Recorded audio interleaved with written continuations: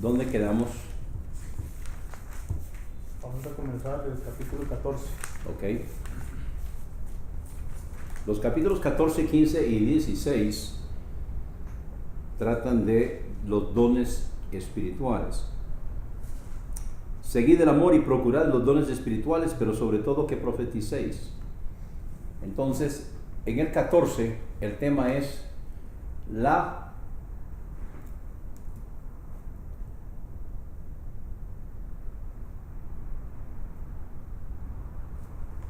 se me escapó la palabra. La unidad dentro de la diversidad.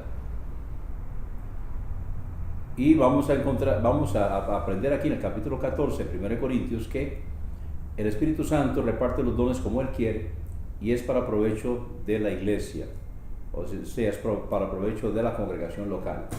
Y vamos a ver entonces cómo se aplica. Luego el capítulo 15, algunos lo llaman parentético, es el capítulo del amor, pero en realidad no es parentético, sino que es el meollo del asunto. Porque, Perdón, el capítulo 13 no es el del amor. ¿sí? El capítulo 15 dice la resurrección. Bueno, ¿dónde estamos? En el 14. Perdón, ya pasamos el 12, 13 y 14. Sí, sí. Estamos en el 14. Estamos en el 14. Entonces borrón y cuenta nueva. Empecemos de nuevo. Hablar en lenguas. Empecemos de nuevo. ¿Oyeron el chiste de la señora que va manejando? Y viene detrás de ella una autoridad, viene un inspector de tránsito. Entonces ella hace aquí así. Vean, hace aquí. Luego hace así. Y luego hace así. Entonces la detiene, ¿verdad? El inspector le dice: disculpe señora, dice, yo estoy un poco confundido. Yo entiendo lo que significa esto, va a doblar a la izquierda. Y yo significa lo que significa esto, va a doblar a la derecha. ¿Y esto qué significa, señora?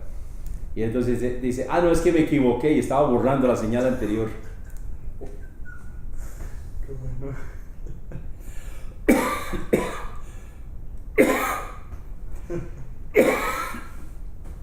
Así que yo voy a borrar la señal anterior. Empecemos de nuevo. Muy bien, estamos en el capítulo 14. Entonces ya hemos visto capítulo 12, capítulo 13. El capítulo 12 vemos la diversidad dentro de la unidad. El capítulo 13 vemos el meollo del asunto y que todo tiene su raíz en amor. Si no hay amor, no hay nada. Y en el capítulo 14 se hace una comparación entre el don de lenguas y el don de profecía. Ahora, el don de profecía, como se nos dice aquí en el capítulo 13, versículo 8, el amor nunca deja de ser, pero las profecías se acabarán. Aquí está hablando del don de profecía, que era predecir el futuro. Ahora esto acabó cuando Juan el Bautista escribió el Apocalipsis. Entonces hasta ahí llegó el don de profecía.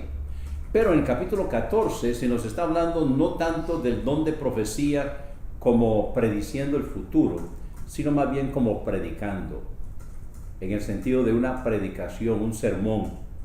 Es la aplicación que se le da a la profecía en el Nuevo Testamento, que sí queda en vigencia todavía. Así que, pensando en eso, vamos entonces a estudiar el capítulo 14.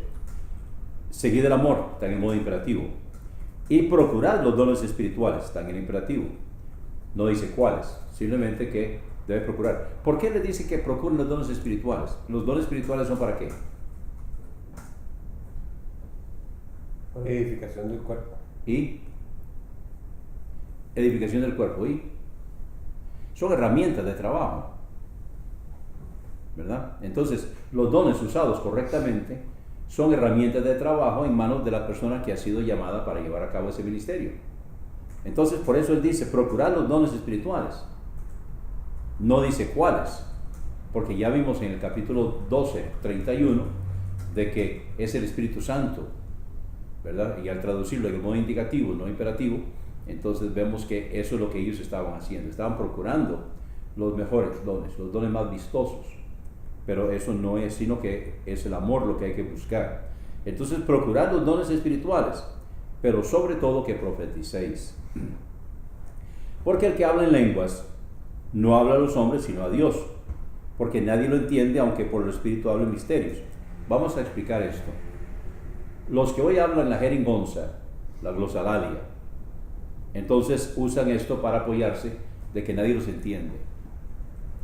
Pero el contexto significa que nadie los entiende de los presentes, porque está hablando de un idioma.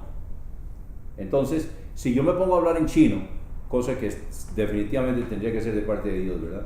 Que yo hablara en chino. O que esté Pero, muy...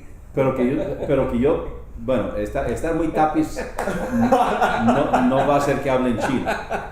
Puedo hacer una jeringonza, pero no es un idioma. Lo que sí podría ser es que yo comience a hablar en inglés. Ahora, si yo comienzo a hablar en inglés, entonces los que están presentes que no hablan inglés no van a entender. Ahora, si no hay nadie que hable inglés de los presentes, entonces se aplica, nadie los entiende, ¿verdad? Aunque yo esté hablando un idioma que es bueno y el Espíritu me está diciendo, entonces me está poniendo en el caso cuando se hacía esto, cuando estaba en vigencia. Pero nadie me entiende de los presentes. No significa que nadie en ninguna parte del mundo entiende. Ahora, más el que profetiza, versículo 3, habla a los hombres para edificación y exhortación y consolación. Aquí están las tres áreas principales o las tres clasificaciones de la enseñanza. Hay cinco. Unas edificación, exhortación, consolación. Las otras dos son historia y doctrina. Historia es ubicación histórica y que tiene que ver con cosas que ocurrieron en el pasado y que se nos aplican a nosotros hoy, que podría eventualmente meterse dentro de alguna de las otras categorías también. Y luego está la doctrina, que también podría meterse dentro de una de las otras tres. Así que básicamente hay tres, aunque generalmente se clasifican cinco: edificación, exhortación y consolación. El que habla en lenguas, a sí mismo se edifica, mas el que profetiza, edifica a la iglesia.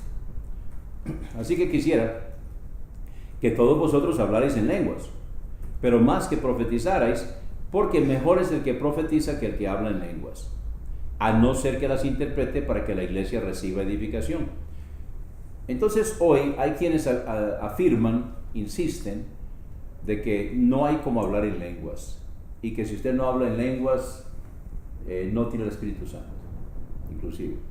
Pero aquí Pablo está explicando de que el hablar en lenguas no es lo importante.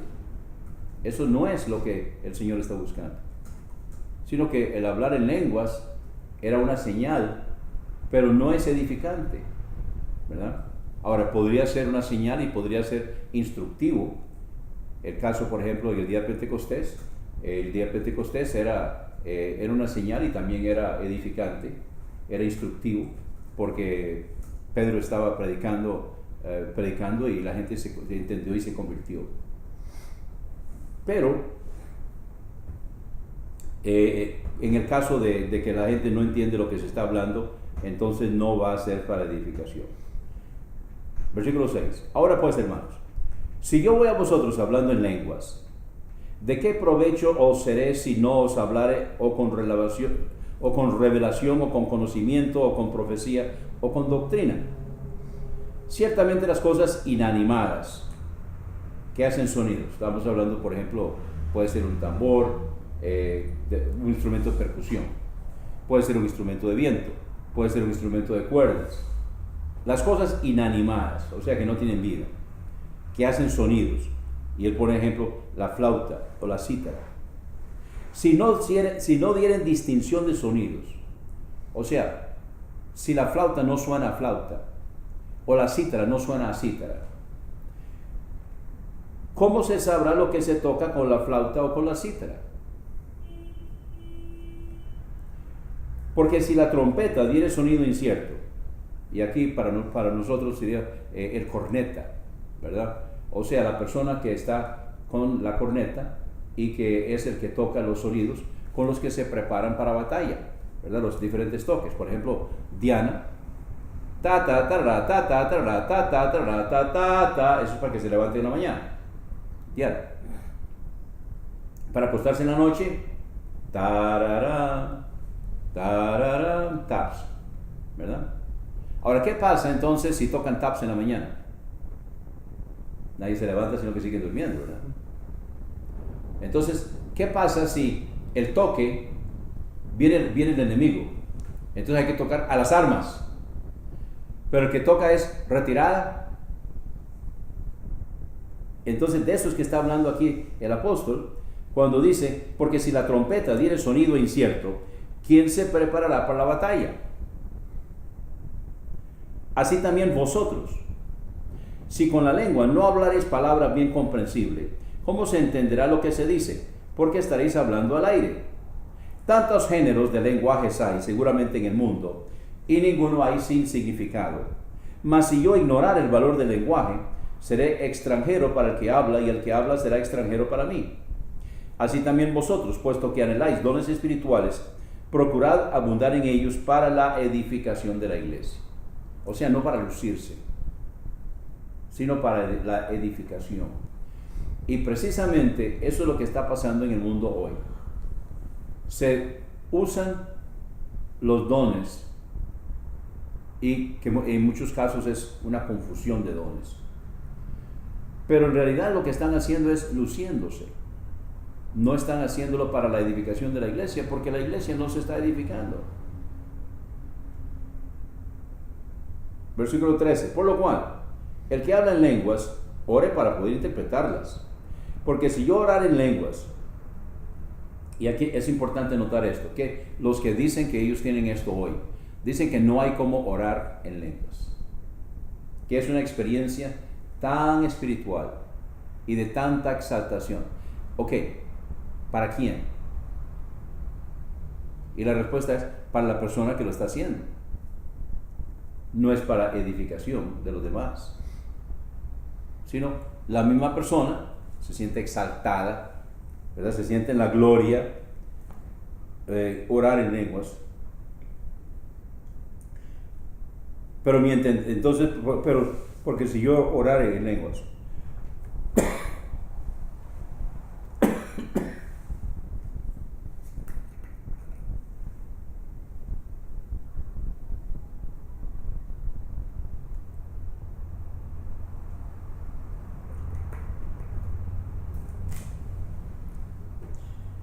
porque si yo orara en lenguas, mi espíritu ora, pero mi entendimiento queda sin fruto.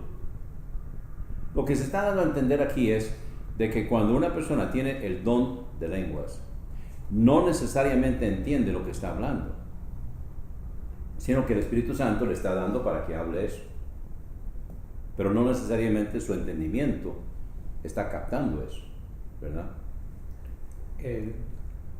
Tenía esa inquietud, hermano, porque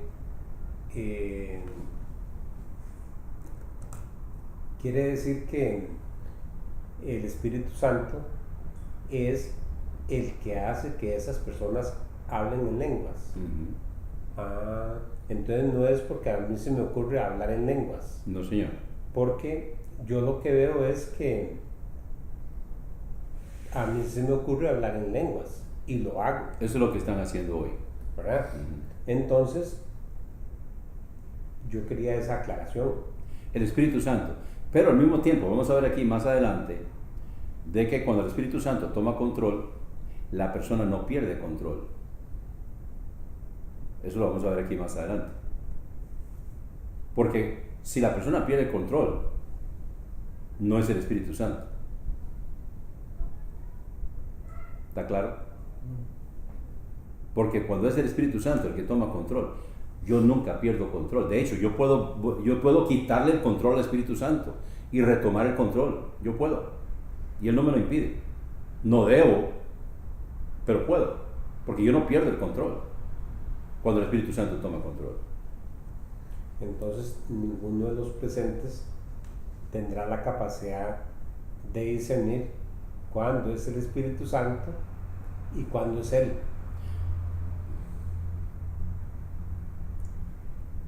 Cuando no, pero sí se discierne cuando es el Espíritu que lo está haciendo. Pero hoy no ocurre. Es que eso es lo que yo quiero. Hoy no ocurre. Entonces, esa es nuestra posición bautista, hoy no ocurre. Los que dicen hablar hoy en lenguas no están hablando en lenguas del Espíritu Santo. Entonces, versículo 15. ¿Qué hay pues? Oraré con el Espíritu, pero oraré también con el entendimiento. Cantaré con el Espíritu, pero cantaré también con el entendimiento. Porque si bendijere solo con el Espíritu, el que ocupa el lugar de indocto, ¿cómo dirá el amén? O sea, así sea. Amén. Estoy de acuerdo. A tu acción de gracias, pues no sabe lo que has dicho. Porque tú a la verdad bien das gracias, pero el otro no es edificado. Doy gracias a mi Dios que hablo en lenguas más que todos vosotros. Aquí está Pablo afirmando del don de lenguas. Ahora, él tenía el don de lenguas y además de eso él hablaba varios idiomas. A ver, saquemos cuentas. ¿Qué idiomas hablaba Pablo?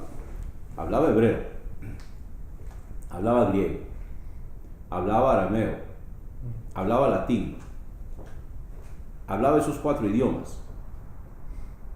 Y además, Dios le había dado el don de hablar en lenguas, ¿verdad? Como señal. Entonces él dice, porque doy a mi Dios, porque doy gracias a mi Dios, que habla en lenguas más que todos vosotros. Pero en la iglesia prefiero hablar 5 palabras con mi entendimiento para que enseñe también a otros que 10,000 palabras en lenguas. Qué comparación, ¿verdad? 5 a 10,000. Y ahora comienza entonces a aplicar la enseñanza, hermanos. No seáis niños en la manera de pensar. Ahora, volviendo al capítulo 13, vemos donde dice el versículo 11, cuando yo era niño, hablaba como niño, pensaba como niño, juzgaba como niño, pero cuando ya fui hombre dejé lo que era de niño. Entonces, aquí evidentemente Pablo lo que está diciendo es que estos dones eran parte de la niñez de la iglesia. Pero cuando ya crecemos, o sea, cuando la Biblia se termina de escribir, cuando ya tenemos la completada palabra de Dios, la revelación completa, entonces ya lo de niño lo dejamos. Ahora él vuelve a mencionarlo, dice, hermanos, no seáis niños en la manera de pensar. Ya pasó lo de los niños. Ahora pasemos a lo maduro.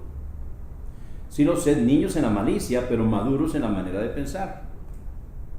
¿Verdad? La relación aquí está entre el 14:20 y el 13:11. Otro punto que está aclarando aquí que es muy importante. En la ley está escrito. ¿A quién se le dio la ley? Moisés. Sí, pero ¿a qué pueblo? Al pueblo de Israel, al pueblo judío. ¿Los gentiles alguna vez estuvieron bajo la ley? De nuevo, ¿los gentiles alguna vez estuvieron bajo la ley? No, nunca. La ley fue para el pueblo de Israel, para conducirlos a Cristo, dice Pablo en Gálatas. Entonces, cuando aquí dice, en la ley está escrito en otras lenguas, ¿a quién está hablando? ¿De qué pueblo está hablando? O sea, sería una señal ¿para quién? Para el pueblo de Israel, ¿verdad? Entonces, el don de lenguas es una señal para los judíos. Y voy a añadir judíos incrédulos. Entonces, el don de lenguas es para judíos incrédulos. En la ley está escrito, en otras lenguas y con otros labios hablaré a este pueblo, y ni aún así me escucharán, dice el Señor.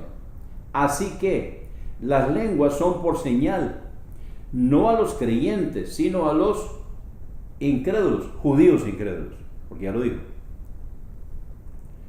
Pero la profecía no es para los incrédulos, no es para los inconversos, ¿verdad? No es a los incrédulos, sino a los creyentes. Es para edificación. De manera que si toda la iglesia se reúne en un lugar y todos hablan en lenguas y entran indoctos o incrédulos, ¿no dirán que estáis locos? Pero si todos profetizan y entra algún incrédulo o indocto, por todos es convencido, por todos es juzgado, y así lo oculto de su corazón se hace manifiesto, y así, postrándose sobre el rostro, adorará a Dios, declarando que verdaderamente Dios está entre vosotros. ¿Qué hay pues, hermanos? Cuando os reunís, cada uno de vosotros tiene salmo, tiene doctrina, tiene lengua, tiene revelación, tiene interpretación. Hágase todo para edificación. Parece que los cultos de ellos en aquel entonces no eran como los nuestros ahora, que tenemos un servicio de canto seguido por la predicación, sino que ellos también cantaban, pero entonces tenían donde todos participaban, y cada uno, como nuestros cultos de testimonios, ¿verdad? Entonces, este es un culto de testimonio donde todos participan, y cada uno tiene una lectura, tiene un salmo, tiene una palabra edificante, ¿verdad? Entonces, hágase todo para edificación. Versículo 27.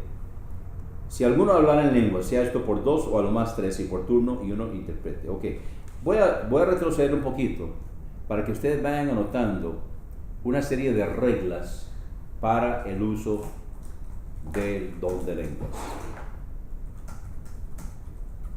Que por cierto, los que hoy dicen que tienen el don de lenguas, las quebrantan todas para que no le falten, para que no le falte. Las quebrantan todas. Bien, entonces, comenzando el versículo 26, 1 Corintios 14, 26. Primera regla: hágase todo para edificación.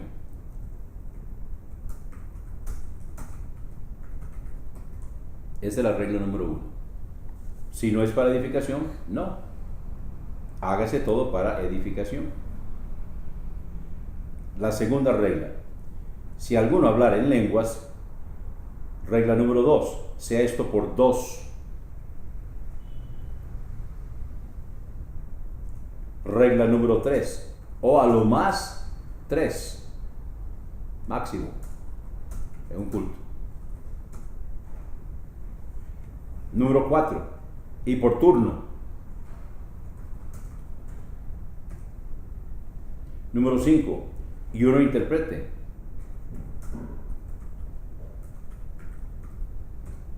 Número 6, y si no hubiere intérprete, calle en la iglesia y hable para sí mismo y para Dios.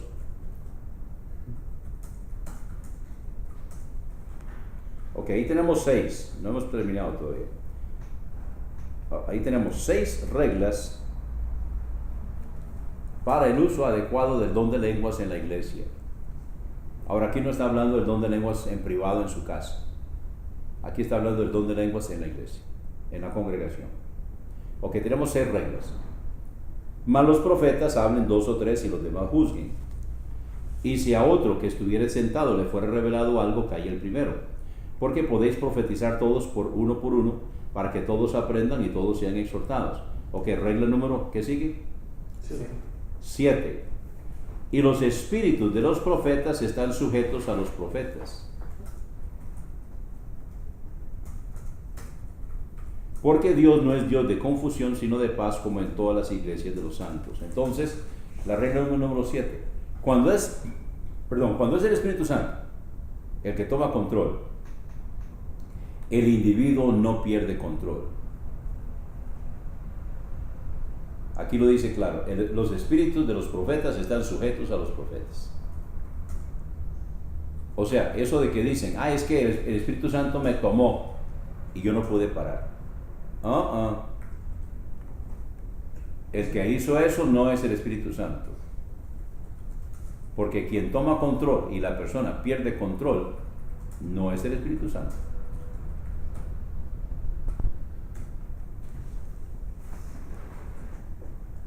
Bueno, llevamos 7, ¿verdad? Sí, señor. Ok, regla número 8. Vuestras mujeres callen en las iglesias, porque no les es permitido hablar, sino que estén sujetas, como también lo dice la ley. Y si quieren aprender algo, pregunten en casa a sus maridos, porque es vergonzoso que una mujer hable en la iglesia. Ok, ahí tenemos 8. Ahora, en las congregaciones donde dicen que hablan en lenguas, ¿quiénes son los que hablan más en lenguas, hombres o mujeres? Las mujeres. Las mujeres. O sea, si a las mujeres se les dice, usted no puede hablar en lenguas en la iglesia, en la inmensa mayoría de las congregaciones se acabó. Porque son mujeres, en casi todos casos. Ahí tenemos entonces 8 reglas y todavía hay más.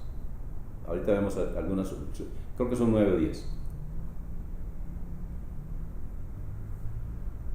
Entonces, ¿acaso ha salido de vosotros la palabra de Dios o solo a vosotros ha llegado?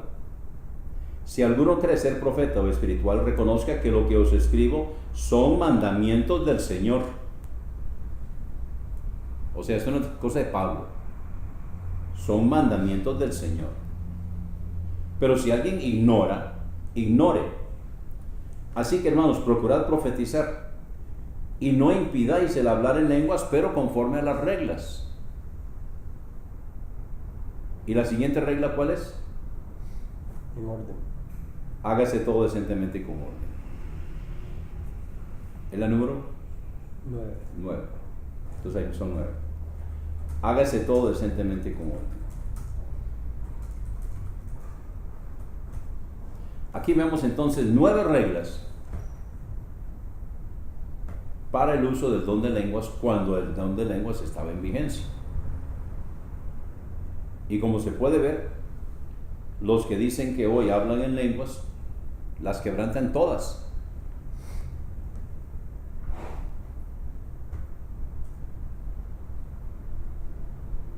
¿Alguna pregunta o comentario? Sí, yo lo que he observado es que el hablar en lenguas es algo antojadizo, porque a las personas las entrenan para que hagan ese tipo de ejercicios como trabalenguas y se sienten contentos haciendo eso. Sí, hay clases para aprender. Sí, y entonces uno dice que en realidad es como porque lo han inventado así. Y es que en estas congregaciones, si usted no habla en lenguas, entonces es un ciudadano del reino de Dios de segunda categoría. A Noemi le pasó. Noemi había andado en varias congregaciones, pero donde estuvo en varios años, en 4 o 5 años, fue una congregación pentecostal. No voy a mencionar el nombre. Estuvo en una congregación pentecostal. Ella era maestra de escuela dominical, pero como ella no hablaba en lenguas, entonces ahí la tenían, pero no tenía los privilegios que tenían las personas que decían que hablaban en lenguas. Y en otros casos ni siquiera les permiten enseñar ni nada, ¿verdad? Porque les dicen que usted no tiene el Espíritu de Dios, no tiene el Espíritu Santo. Entonces, usted no habla en lengua, no tiene el Espíritu Santo. No puede enseñar, no puede cantar, no puede nada. Entonces ella enseñaba y ella cantaba, pero ella me cuenta de que sí la tenían como una ciudadana de segunda categoría, ¿verdad? Así que eso es lo que sucede en estas congregaciones. ¿Algo más? Muy bien, vamos entonces a seguir en el capítulo 15. El capítulo 15 le llamamos el capítulo de la resurrección. El capítulo 15 es muy importante y yo no termino de darle gracias a Dios por los errores que surgieron en las primeras iglesias, porque gracias a esos errores tenemos las epístolas. Gracias que en la iglesia de Corinto habían quienes enseñaban que no había resurrección, tenemos el capítulo 15 de 1 Corintios. Además os declaro, hermanos, el evangelio que os he predicado. Ahora, el evangelio, la palabra evangelio significa buenas nuevas, evangelio. Pero, ¿qué es el evangelio? Él lo dice aquí. Además os declaro, hermanos, el evangelio que os he predicado, el cual también recibisteis, en el cual también perseveráis, por el cual asimismo, si retenéis la palabra que os he predicado, sois salvos, si no creísteis en vano. Vamos a ver en este capítulo qué es creer en vano. Y si usted ha creído en vano, no es salvo. Así de simple. Eso es muy sensible, muy importante. ¿Se puede creer en vano? Pablo dice que sí. Entonces, ¿qué es creer en vano? Vamos a ver. Porque primeramente os he entregado lo que asimismo recibí. Aquí está el evangelio. Que Cristo murió por nuestros pecados, conforme a las Escrituras, y que fue sepultado y que resucitó al tercer día, conforme a las Escrituras. Entonces, el evangelio es la muerte, sepultura y resurrección de Jesucristo. Ese es el evangelio. ¿Y qué es creer en vano? Creer en vano es no creer en la resurrección. Una persona puede creer en todo, pero si no cree en la resurrección, dice,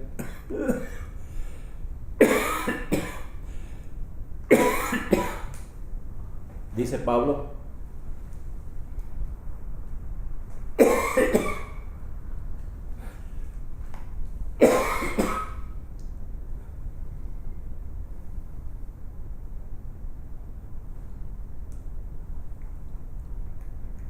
espero poder terminar la clase y espero poder enseñar esta noche.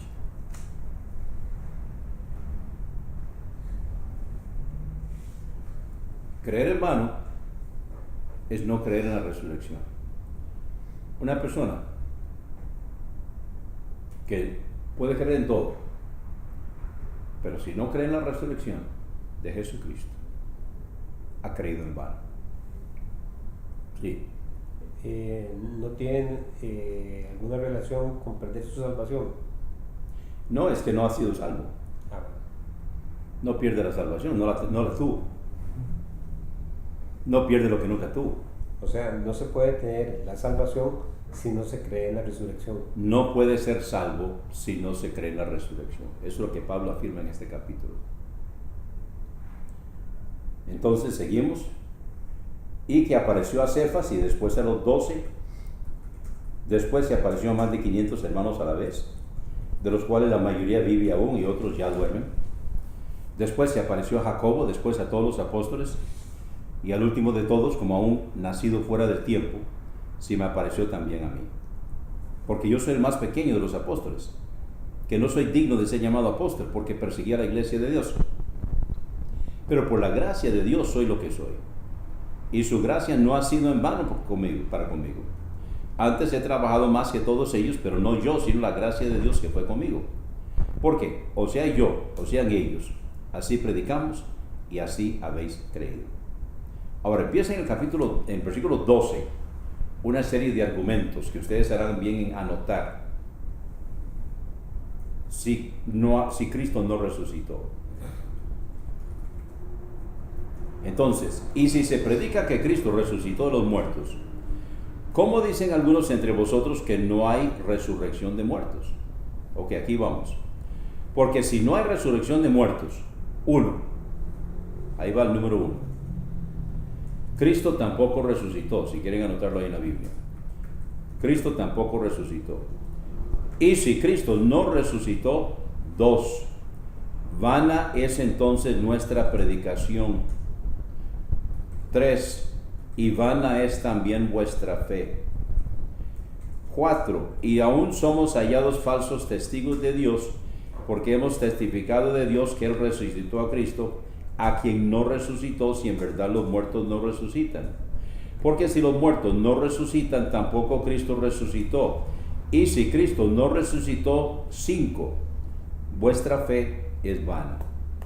6. aún estáis en vuestros pecados. 7. Entonces también los que durmieron en Cristo perecieron. ¿Los cogieron? 7 puntos si Cristo no resucitó. Va de nuevo. Versículo 13. Ahora, pongan el número ahí en la Biblia donde yo lo digo. Porque si no hay resurrección de muertos, 1, Cristo tampoco resucitó. Y si Cristo no resucitó, 2, vana es entonces nuestra predicación. 3, y vana es también vuestra fe. 4, y aún somos hallados falsos testigos de Dios, porque hemos testificado de Dios que Él resucitó a Cristo, a quien no resucitó, si en verdad los muertos no resucitan.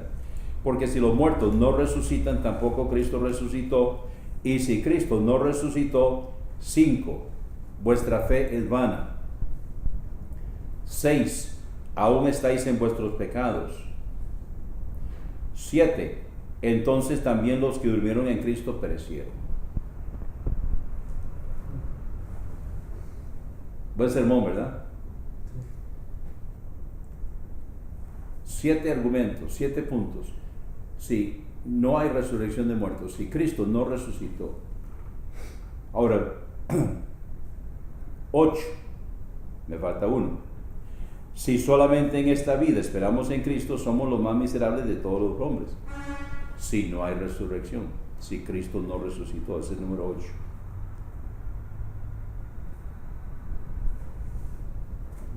Ahora, el versículo 20 es un grito de victoria. Mas ahora Cristo ha resucitado de los muertos. Primicias de los que durmieron es hecho. Pues por cuanto la muerte entró por un hombre, también por un hombre la resurrección de los muertos. Porque así como en Adán todos mueren, así también en Cristo todos serán vivificados. Entonces, ahí hay 8 razones. Y luego, y faltan 9 y 10, que ahorita vamos a llegar. De que si Cristo no resucitó, entonces ahí hay 8 puntos, 8 argumentos. Luego habla entonces de que todos serán vivificados en Cristo, versículo 23, más cada uno en su debido orden. Cristo las primicias, luego los que son de Cristo en su venida. Entonces Cristo las primicias se refiere a la resurrección de Cristo. Y luego los que son de Cristo en su venida será arrebatamiento, ¿verdad? Cuando entonces viene la resurrección y el arrebatamiento. Luego el fin, cuando entregue el reino al Dios y Padre, cuando haya suprimido todo principado y toda autoridad y potencia. Porque es necesario que Él reine hasta que haya puesto a todos sus enemigos debajo de sus pies. ¿Cuándo? Él reinará hasta ¿cuándo? El milenio. El milenio. Ahora, cuando termina el milenio, entonces falta todavía un detalle. Versículo 26. Y el postrer enemigo que será destruido es la muerte. Entonces, ¿eso dónde ocurre? Al final del milenio. En el juicio del gran trono blanco. Al final del milenio. Donde la muerte y el Hades son echados al lago de fuego. Porque todas las cosas sujetó debajo de sus pies. Pero cuando dice todas las cosas están sujetas a Él, está claro que se exceptúa aquel que le sujetó a Él todas las cosas. Y después que todas las cosas le estén sujetas, entonces también el mismo Hijo se sujetará al que le sujetó a Él todas las cosas, para que Dios sea todo en todos. Muy bien, vamos a parar aquí, porque luego sigue 9 y 10, y no quiero interrumpirlo, sino aclararlo, explicarlo. Así que vamos a parar aquí y vamos a continuar con el devocional. Está bonito este capítulo. ¿Ah? Está bonito este capítulo. ¿Verdad que sí? Muy bonito, muy interesante, se aprende mucho. Y está muy claro. Está muy claro. Simplemente que muchas veces la gente no aplica las reglas que nosotros estamos aprendiendo y entonces no se fija en lo que está diciendo, ¿verdad? No quiero decirlo en forma ofensiva, pero mucha gente evidentemente no sabe leer. Porque con solamente leer y ver lo que dice, lo van a entender.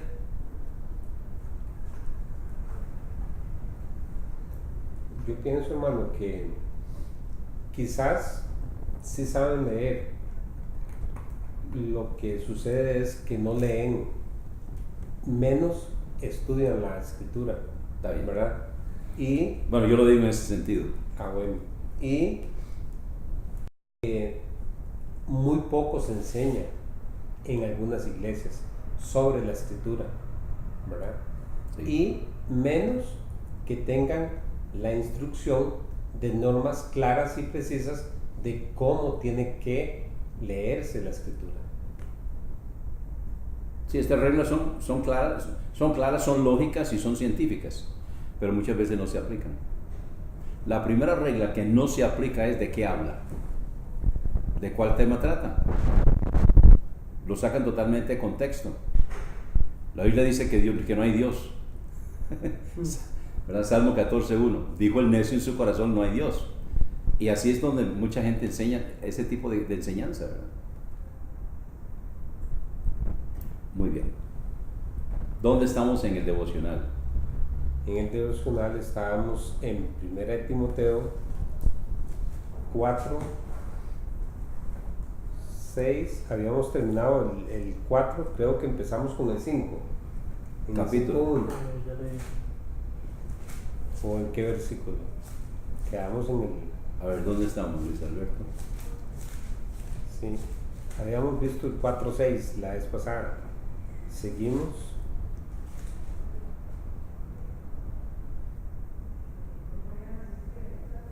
Ya habíamos visto, desecha las fábulas profanas y de viejas, ejercítate para la piedad. Ya vimos el 8 y déjenme hacer el por todos. Vamos al 10. Vamos a comenzar el 4:10. Ajá. Muy bien. Me acuerdo por lo de. ¿Qué está? Por lo de las fábulas profanas y de viejas. Del versículo 7. Sí, me acuerdo por Y el ejercicio corporal para poco es provechoso para la piedad, Exacto. ¿verdad? El 9, en palabra fiel es esta y digna de ser recibida por todos. Pues por esto aún trabajamos y sufrimos oprobios, porque esperamos en el Dios viviente, quien es el Salvador de todos los hombres, mayormente de los que creen. Esto manda y enseña. Ninguno tenga en poco tu juventud, porque a veces cuando el pastor es joven, entonces a veces hay ancianos en la iglesia que creen que tienen todas las respuestas y no le hacen caso al pastor joven. Entonces es importante esta enseñanza de Pablo. A mí me pasó en mi primer pastorado. Yo tenía 18 años y lo que yo no sabía, llenaba la Biblioteca Nacional. Les conté de la vez que estaba enseñando sobre el libro de Ruth. Y me puse yo ahí a rajar quién escribió el libro de Ruth. Y todo el mundo muy sabio no dijo nada. Y yo de sabiondo dije, pues ya, ¿quién lo va a escribir? Ya, pues Ruth. Y después me agarró uno de los hermanos ancianos de la iglesia, ¿verdad? Y me dice, hermano, cuando no sabe, no diga nada.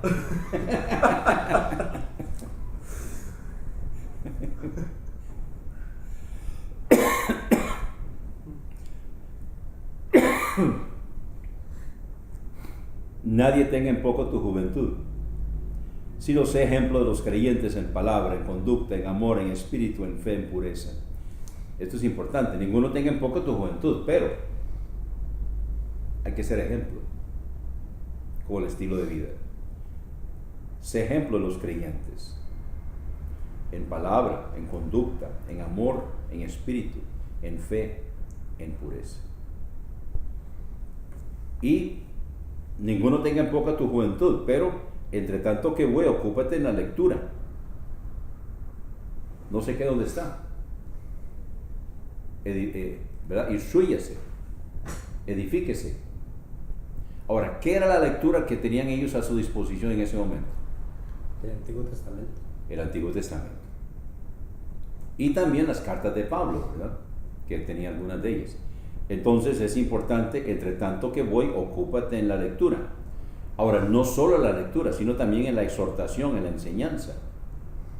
Porque si nosotros solamente leemos, solamente aprendemos y no practicamos y no enseñamos, entonces va a llegar el momento de la esponja que está llena. Para que la esponja pueda recibir más, ¿qué hay que hacer? Hay que exprimirla. La única manera que una esponja llena pueda recibir más es exprimiéndola. Nosotros llegamos a un punto en nuestra vida de que ya sabemos, y ahí no vamos a quedar pegados hasta que comencemos a enseñar. Cuando comenzamos a enseñar, entonces esto va a dar campo para que nosotros sigamos aprendiendo. Y gracias a Dios que podemos seguir aprendiendo y podemos seguir enseñando. Y nadie puede llegar al punto de decir, ya lo sé todo. Nadie puede llegar a ese punto. Ya lo sé todo. Posiblemente en el milenio, cuando lleguemos al punto de que no hay que enseñarle nada a nadie. Pero en este momento, en esta vida, seguimos aprendiendo. Papi decía, el día que yo no aprendo algo nuevo es un día desperdiciado.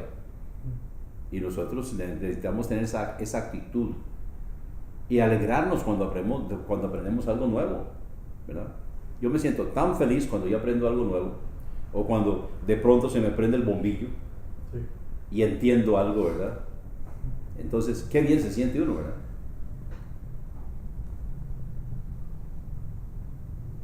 Muy bien, vamos a parar aquí, si quedamos en el 14. Hermano, sí, hermano.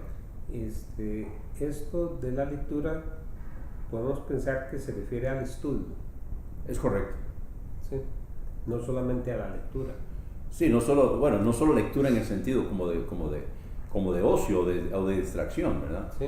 Sino lectura que sea provechosa.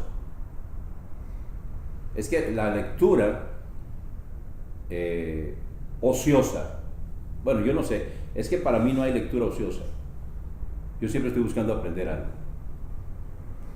aunque sea algo liviano, ligero, que no se busque instructivo. Yo siempre estoy buscando, y yo cojo ideas de partes donde tal vez otros no los cogerían, y yo uso eso.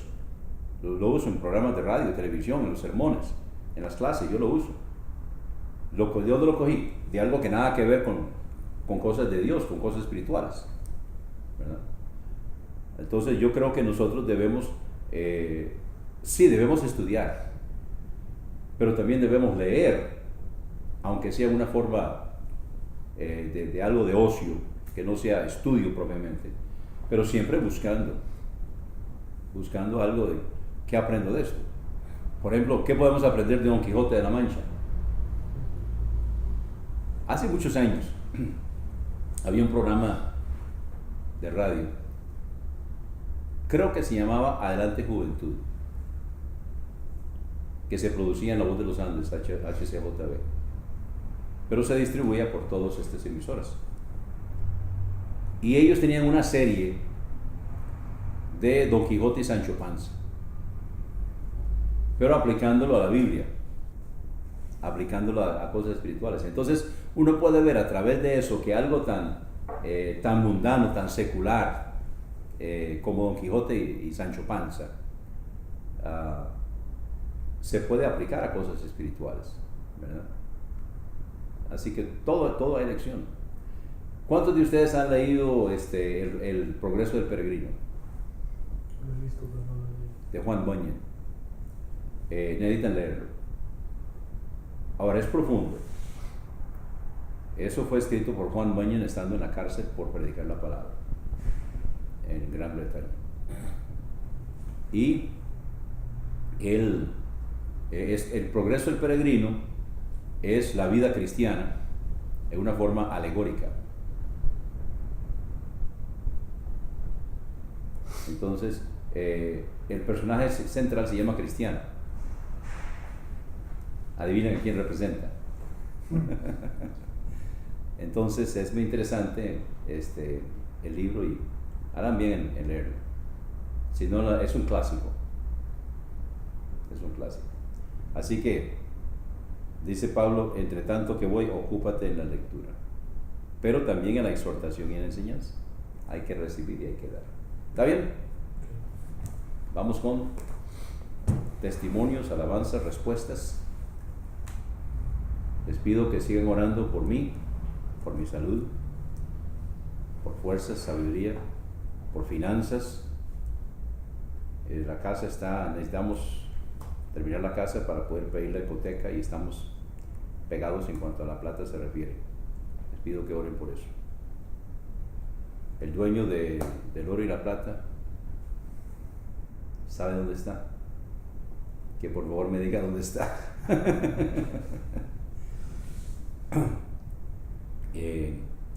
Les pido que sigan orando también por nuestra iglesia. Ayer llegaron visitas. Vamos a ver si siguen llegando o no. Vamos a, ¿verdad? Si es la voluntad del Señor. Yo fui pastor de varios de ellos antes. Se están reportando tanto televidentes como radioyentes y doy gracias a Dios por eso. Así que pido sus oraciones, por favor. ¿Alguien más? Yo pues darle gracias a Dios porque en realidad he visto que Él es más que bueno, ¿verdad? Sus misericordias también las he sentido día a día y he visto que la respuesta a las oraciones, hermano, están ahí y a veces uno no le ponía atención de que Dios contestaba las oraciones, ¿verdad? Quizás se oraba y uno daba como por hecho que era nada más orar y no, hay que esperar la respuesta porque la respuesta está ahí. Sí, es bueno anotar esas respuestas, tomar nota. Sí, entonces yo lo he visto la respuesta de nuestro Padre Santo en las oraciones y las que no he visto es porque por las personas que hemos orado han recibido la respuesta, ¿verdad? Y entonces yo no lo he visto, pero yo sé que ellos recibieron la respuesta a la oración que hicimos y gracias a Dios por eso, ¿verdad? Y también quiero que oremos por la gente que está llevando tribulación y aflicción a causa del Evangelio en todo el mundo, ¿verdad, hermano? Que hay muchas personas, pero muchas personas siendo afligidos por llevar a cabo el trabajo, por no creer en vano. Sí, hay personas que inclusive en sus lugares de trabajo o en su familia están sufriendo persecución por el Evangelio. Sí. Sí. ¿Algo más? Ahí está. Muy bien. ¿Alguien más? Sí, bueno, hay mucho por qué dar gracias a Dios, ¿verdad? Un día a la vez. Dios nos va trayendo hasta aquí. Sí. Y doy gracias a Dios que ya estoy comenzando a ver resultados en los programas de radio y programas de televisión. Doy gracias a Dios por eso. Les pido que sigan orando por eso, que el Señor lo use para su gloria. Hay una situación por la que quiero que oren en cuanto al canal 31, por las finanzas en el canal. Porque de ahí si faltan financiación en el canal, posiblemente yo no voy a poder continuar. Entonces, les pido que oren por eso. La voluntad del Señor. Yo no lo busqué, me buscaron. Entonces, si es la voluntad del Señor que el programa siga, entonces que Él abra las puertas en cuanto a la financiación, tal vez algún auspicio. ¿Estamos listos? Muy bien, estamos en el capítulo 14. 15. Ya estamos en el 15. ¿Dónde estamos en el 15? Ya hemos pasado los versículos. Ok, estamos ya para empezar 29, ¿verdad? Sí. Bien. Mi hermano, perdón, yo nada más tenía una pregunta nada más para aclarar. En el versículo 24 Y el 25 se refiere al milenio, ¿verdad? El 15, 24, 25. Es correcto. Ok. Se refiere al milenio. Pues, El 26 se refiere al juicio del gran trono blanco. sí. Muy bien. Ahora recuerde que lo que estamos haciendo, lo que Pablo está haciendo aquí es si Cristo no resucitó. Entonces ya tenemos 9 puntos.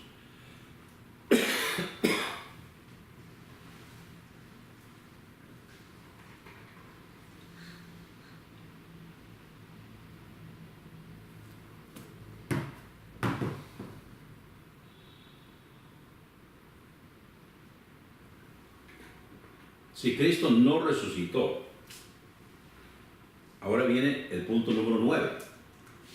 O ya tenemos 9. No, tenemos 8. Tenemos 8. Ok, punto número 9.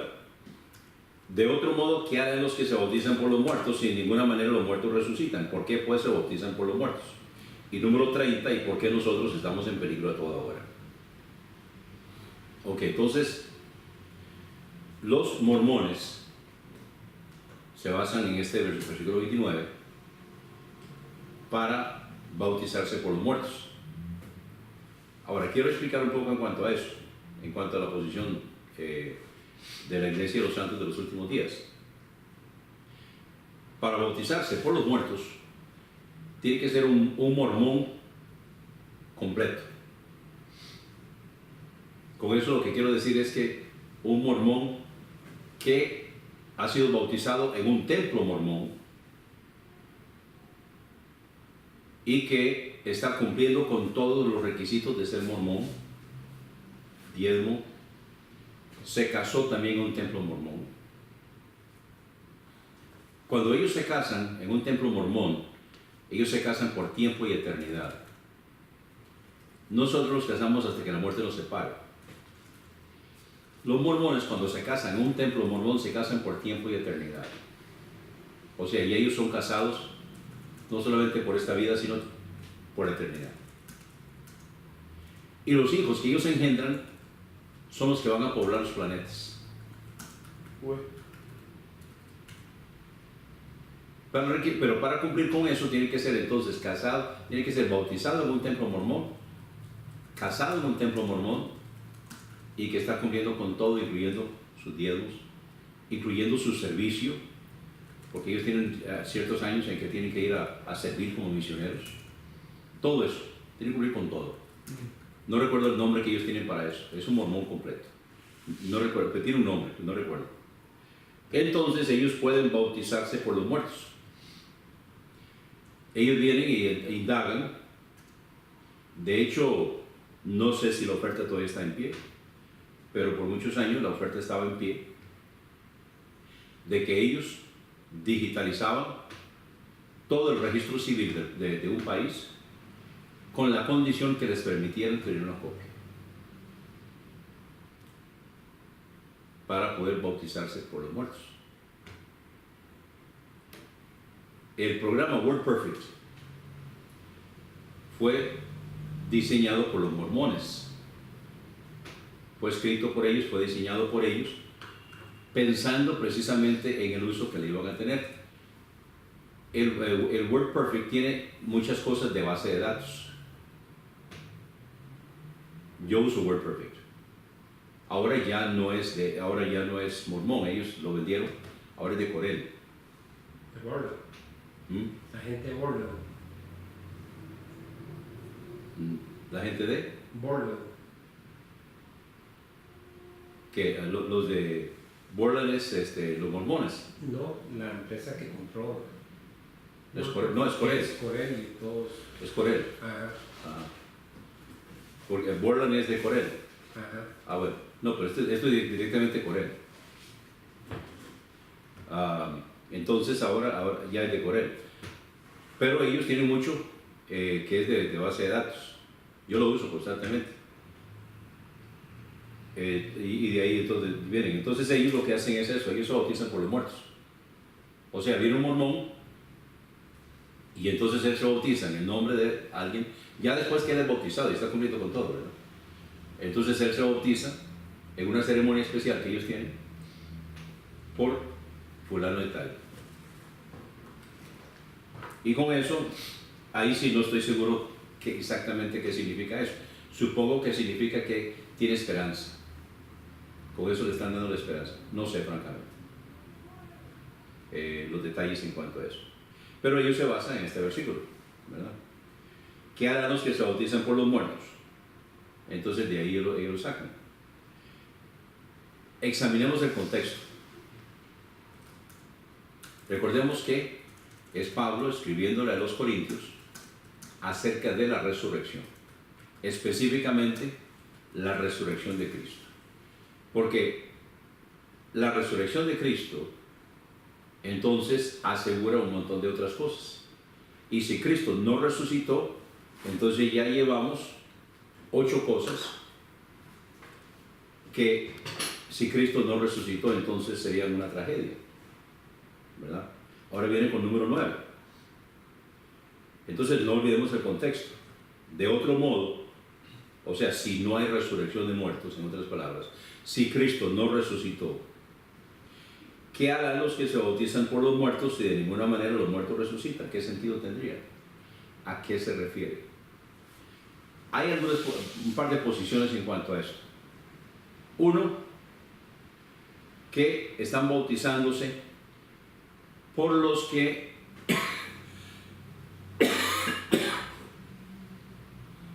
han ido muriendo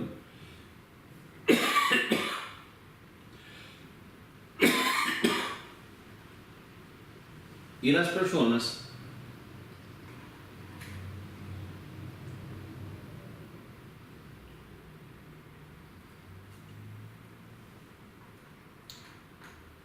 se están bautizando en su lugar.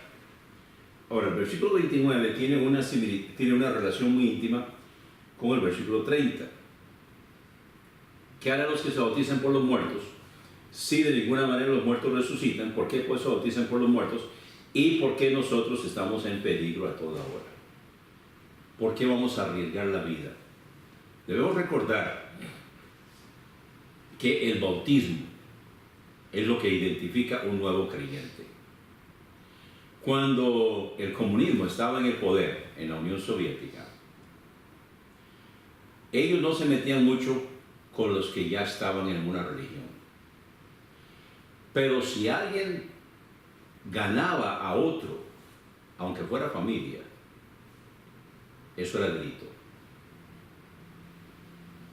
Y habían diferentes penas. Podía ser desterrado a Siberia o podía morir. Los cristianos en ese tiempo, entonces, porque el bautismo lo que identifica es un nuevo creyente. Entonces ellos donde cogían a la gente eran los bautismos, porque es evidente que es un nuevo creyente. Entonces los creyentes en ese entonces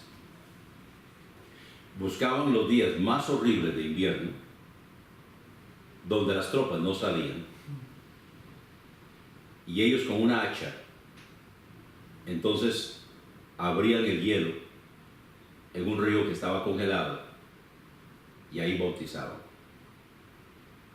Imagínense el precio que había que pagar en medio de una tormenta de nieve, que era tan feo que la tropa no salía. Y así es como ellos bautizaban, el precio que hay que pagar. Ahora, aplicando esto a Pablo, ¿por qué van a hacer eso? ¿Por qué van a arriesgar sus vidas? ¿Por qué van a bautizarse si no hay resurrección de muertos, si Cristo no resucitó? Volviendo entonces al tiempo de Pablo, precisamente el bautismo también identificaba a los creyentes. ¿Qué sentido tiene arriesgar la vida? Y el versículo 29 específicamente, bautizarse en el lugar de los que ya han pasado. Bautizarse por los muertos, o sea, en lugar de los muertos. ¿Por qué vamos a bautizarnos? Para ir llenando las filas de la iglesia, para tomar el lugar de aquellos que han pasado, que han fallecido, y aún arriesgar nuestras vidas si no hay resurrección de muertos. ¿Entienden, hermanos?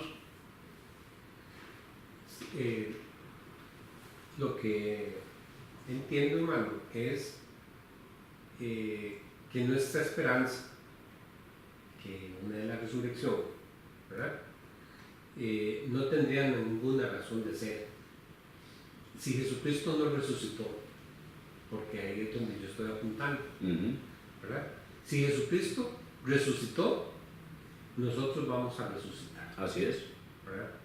Y Pablo está diciendo, vea, los que no creen en la resurrección, ¿verdad?, están como pensando que no hay vida después de la muerte. O sea, una vez que usted muere, ahí se acabó todo para el ser humano. Eso es como entendiendo que no hay ninguna esperanza después de que usted muera. O sea, hasta ahí llegó todo. Y ese no es el cristianismo. Huele a quemado. No, ¿No les huele a ustedes a quemado? Sí. ¿Qué será? voy a ver. Si es pan quemado que está tostándose o qué será. Porque huele a quemado.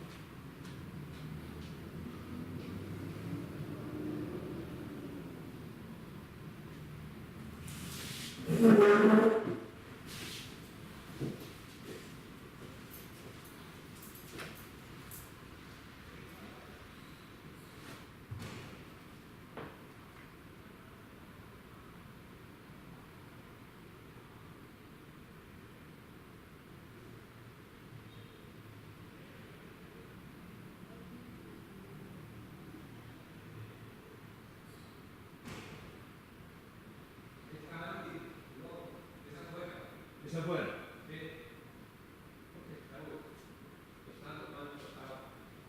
Ok, pero no es aquí. No. Sí, huele a pan tostado quemado. Sí. Allá afuera está más fuerte el olor. Alguien se le quemó el pan. Están haciendo.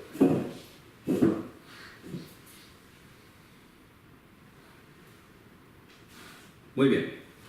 Y entonces, siguiendo con el pensamiento, versículo 31, os aseguro por la gloria que de vosotros tengo en Cristo Jesús, Señor nuestro, que cada día muero. O sea, yo he arriesgado mi vida. Si como hombre batallé en Éfeso contra las bestias, ¿qué me aprovecha si los muertos no resucitan? En ese caso, ya hagamos lo que dicen los epicúreos. Era una filosofía que había en ese entonces. Comamos y bebamos que mañana moriremos. No hay nada que hacer. Disfrutemos el momento.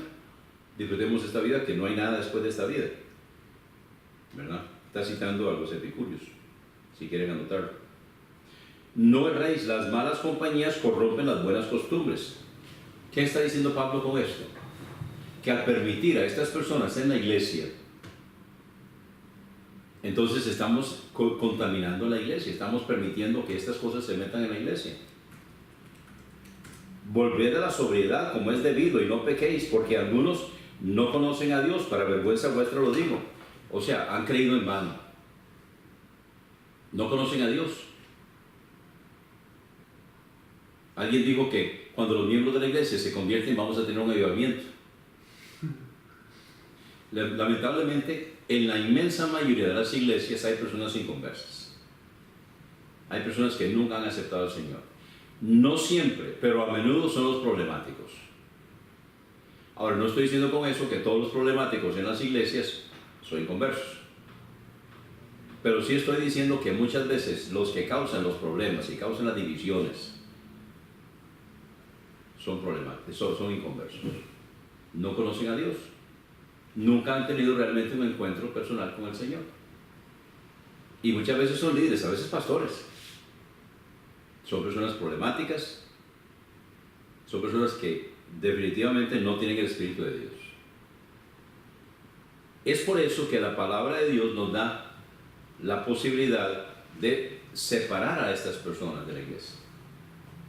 Ahora, no todas las personas que hay que separar de la membresía de la iglesia son inconversos.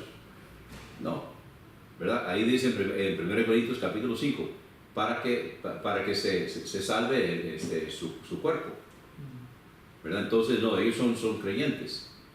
pero muchas veces sí hay conversos y esto permite que podamos ir separando. Si es creyente, va a volver. Sí, hermano. Es que, hermano, eso de separar a una persona de la membresía de la iglesia, ¿a quién le corresponde? ¿A la iglesia? ¿A la iglesia? Pablo se lo dice a la iglesia de Corinto. No es que el pastor, porque el pastor llega y se para ahí y dice, vea, usted haga el favor, salga de aquí, y no quiero verlo más. Sucede, lamentablemente. Para mí, eso es un abuso de autoridad, ¿verdad? Cuando hay alguien que necesita ser disciplinado, entonces es responsabilidad del pastor o de otros líderes presentarlo para que sea disciplinado. Ahora, dependiendo de la situación, porque si la situación es, por ejemplo, problemas entre hermanos, entonces hay que cumplir lo que dice los 5 pasos de Mateo capítulo 18, ¿verdad? Pero si es inmoralidad y es un asunto público, no se aplica Mateo 18. Hay personas que dicen a uno, no, es que hay que primero. No, señor. No, porque es público y notorio. Sí. Evidente. Es escandaloso, sí, es correcto. Escandaloso. El testimonio de la iglesia ha quedado en entredicho, ¿verdad? Entonces es un caso de moralidad. Testimonio. Te robó un banco. Estafó. Le dio vuelta a la mujer, ¿verdad? Lo que sea. No se siguen los 5 pasos de Mateo 18. No, es que primero hay que... No, señor. A mí me pasó. Había una maestra de escuela dominical. Por cierto, fue la primera persona que yo traje a los pies de Cristo en la iglesia de Roma. Y me dolió mucho. Llega un hermano de la iglesia, de mucha confianza, y me dice, hermano, dice la abuelita de fulana de tal que se jaló torta con el novio y está esperando. Y dije yo, bueno, ¿qué problema? Voy a hablar con ella. Entonces llevé a Noemi conmigo y hablamos con ella y lo negó. Y dijo, no, hermano, no es cierto. No es cierto.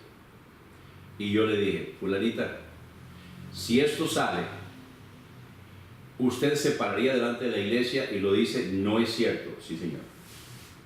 ¿Okay? Lo que ella dijo es que mi abuelita se la trae conmigo. Pues 5 meses después, era evidente.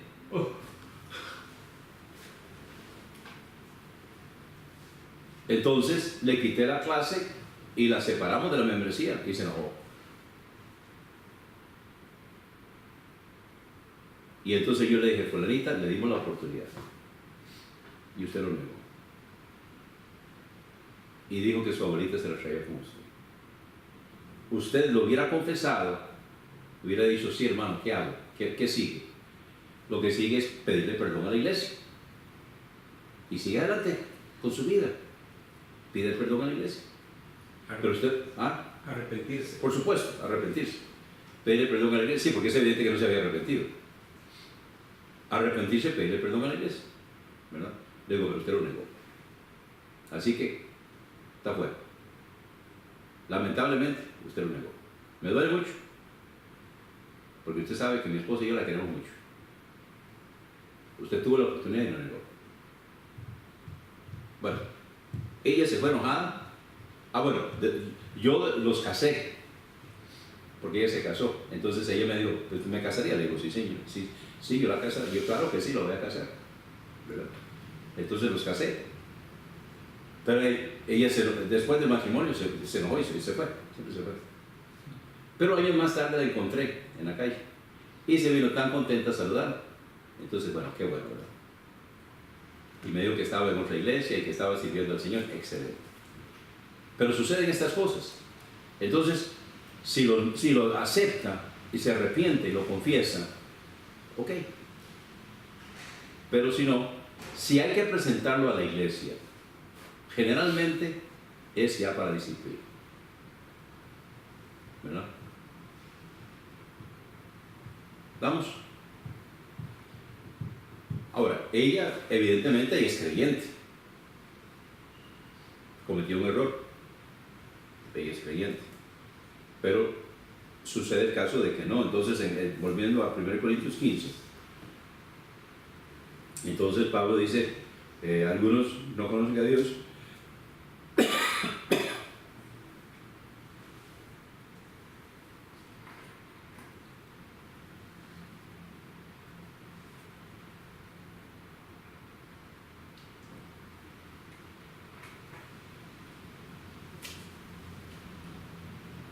Para vergüenza vuestra lo digo. Ahora, sigue entonces un estudio acerca del orden de los eventos en la resurrección, comenzando con el versículo 35. Pero dirá alguno, ¿cómo resucitarán los muertos?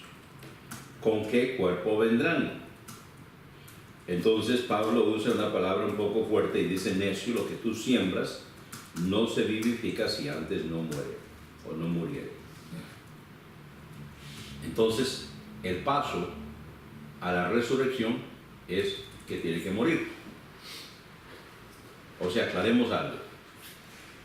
Una persona que está viva cuando Cristo viene, no resucita. El requisito para resucitar es que tiene que estar muerto. Ahora, Pablo explica aquí un poco más adelante qué ocurre con la persona que está viva, pero no resucita. Entonces, lo que tú siembras no se vivifica si antes no muriere. Así que el requisito para resucitar es estar muerto. Y lo que siembras, no siembras el cuerpo que ha de salir, sino el grano desnudo. Está hablando de simientes, de semillas, ya sea de trigo o de algún otro grano. Mas Dios le da un cuerpo como Él quiso, y a cada semilla su propio cuerpo. O sea, si uno coge semillas y las compara, no son iguales. Por ejemplo, una semilla de manzana y una semilla de naranja, aparentemente no son iguales. Uno las coge y las compara, no son iguales. Cada semilla es diferente, tiene su propia forma y su propio tamaño y todo. Ahora sigue diciendo el versículo 39, no toda carne es la misma carne, sino que una carne ciertamente es la de los hombres, y otra carne la de las bestias, y otra carne la de los peces, y otra la de las aves. Entonces aquí está distinguiendo las 4 clases de carnes. Los que creen en la evolución se encuentran precisamente con este problema. Antes que hubiera toda la tecnología que existe ahora, cuando encontraban sangre, se podía saber si era sangre humana o sangre animal. Ahora hay muchas cosas que lo dicen claramente, pero eso lo que nos dice es que la sangre animal y la sangre humana es diferente. O sea, nosotros no somos animales desarrollados. El ser humano no es un animal. El ser humano es humano y es sangre humana.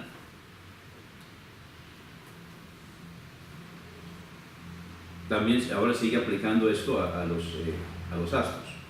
Otra es la gloria del sol, y otra la gloria de la luna, y otra la gloria de las estrellas, porque una estrella es diferente de otra estrella en gloria. Así también es la resurrección de los muertos. Se siembra en corrupción. O sea, el cuerpo que sepultamos es el cuerpo corrupto, el cuerpo mortal. Se resucitará en incorrupción. Se siembra en deshonra, resucitará en gloria. Se siembra en debilidad, resucitará en poder. Se siembra en cuerpo natural. Por cierto que ahí la traducción dice cuerpo animal. Y eso es terrible, porque eso lo agarran los de la evolución. ¿Cuál es el Versículo 44. ¿El correcto? Natural. Natural. Se siembra cuerpo natural, resucitará cuerpo espiritual. Hay cuerpo natural y hay cuerpo espiritual. Así también está escrito, el primer hombre Adán fue hecho alma viviente, el postrer Adán espíritu vivificante. Más lo espiritual no es primero, sino lo natural, luego lo espiritual. El primer hombre es de la tierra, terrenal, el segundo hombre, que es el Señor, es del cielo. ¿Cuál es terrenal? Tales también los terrenales, y cuál es celestial, tales también los celestiales. Y como trajimos la imagen del terrenal, traeremos también la imagen del celestial. ¿Cuándo? Versículo 49. ¿Cuándo?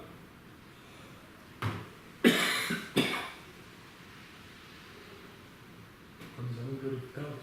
Exacto. En la resurrección.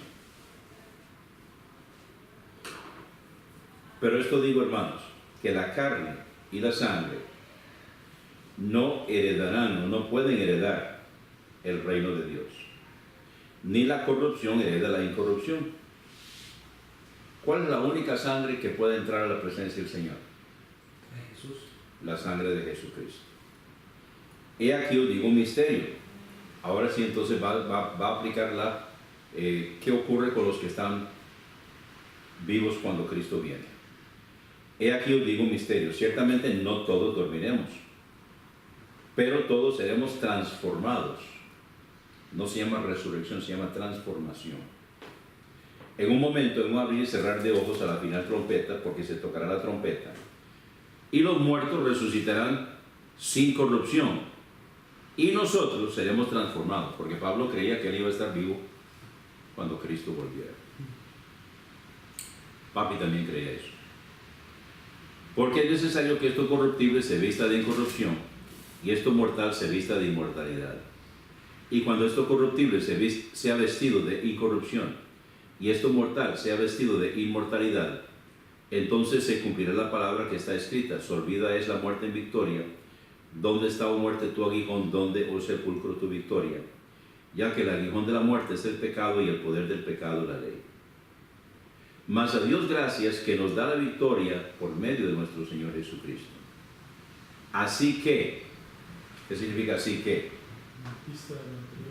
Es la aplicación de todo lo que viene diciendo. Así que, hermanos míos amados, estad firmes y constantes, creciendo en la obra del Señor siempre, sabiendo que vuestro trabajo en el Señor no es en vano. O sea, ¿qué? Como Cristo sí resucitó, entonces nuestro trabajo no es en vano.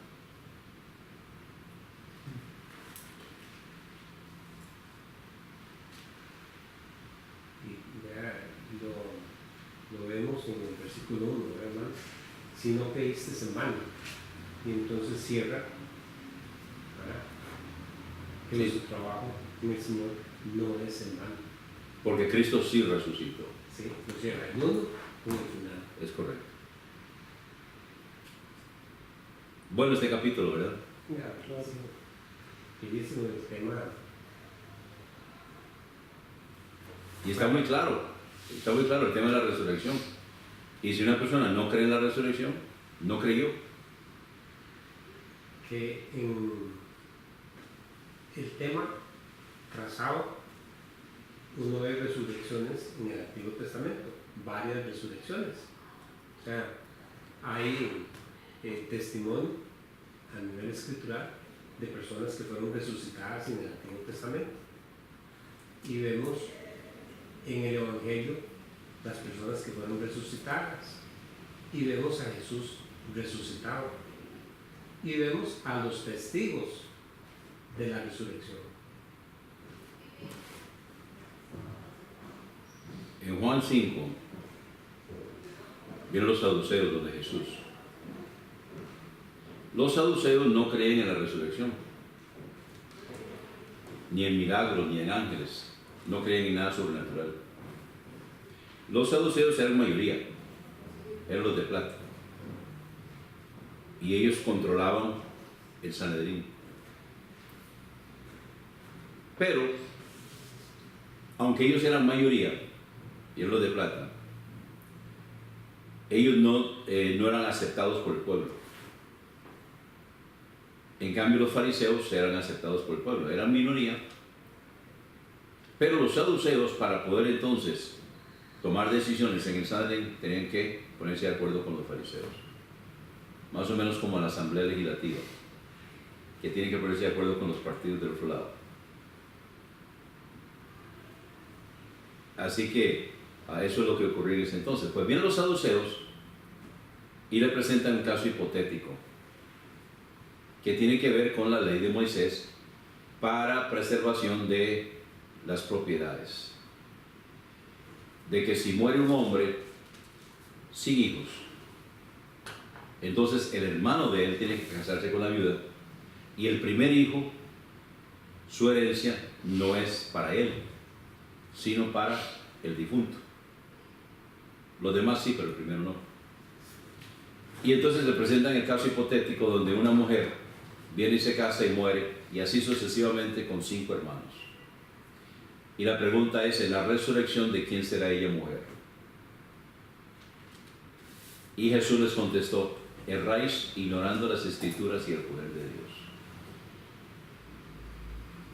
¿Verdad? Entonces, ahí está muy claro. Pero seguimos leyendo, y entonces Él les dice, pero ustedes no han leído de que Dios no es Dios de muertos, sino de vivos. Porque es el Dios de Abraham, Dios de Isaac y Dios de Jacob. Entonces, ¿cómo va a ser el Dios de Abraham, Dios de Isaac y Dios de Jacob si no hay resurrección? Así que ahí se predica la resurrección en el Antiguo Testamento. Y otros casos también, inclusive, y fueron resucitados, ¿verdad? Hubo resurrecciones en el Antiguo Testamento.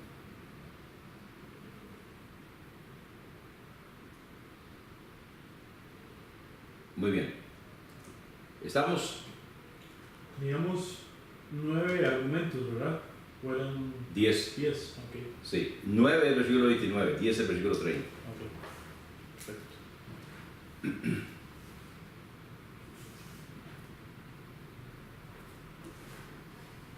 Muy bien. En cuanto a la colecta para los santos, ¿de qué colecta está hablando? Judea habían sucedido por lo menos 2 cosas.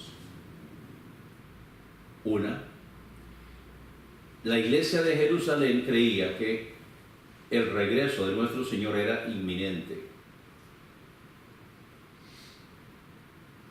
Parece que en el día de Pentecostés, muchos de los que vinieron de provincias y se convirtieron no regresaron, sino que se quedaron ahí. Pero no tenían de qué vivir. Los que entonces tenían propiedad comenzaron a vender sus propiedades y se las traían a los apóstoles para que lo distribuyeran. Y eso fue la causa de Ananías y Zafira, que murieron en el capítulo 5, y el nombramiento o la elección de diáconos en el capítulo 6 para la distribución de sus dineros. Sumado a eso, de que ya entonces estaban sin propiedades, hubo una tremenda sequía. Entonces Pablo, en las iglesias donde él ha trabajado, las iglesias que él ha plantado, en Asia y en Europa, está recogiendo una colecta, está recogiendo una ofrenda. Se menciona aquí en 1 Corintios 16 y se menciona en 2 Corintios 8.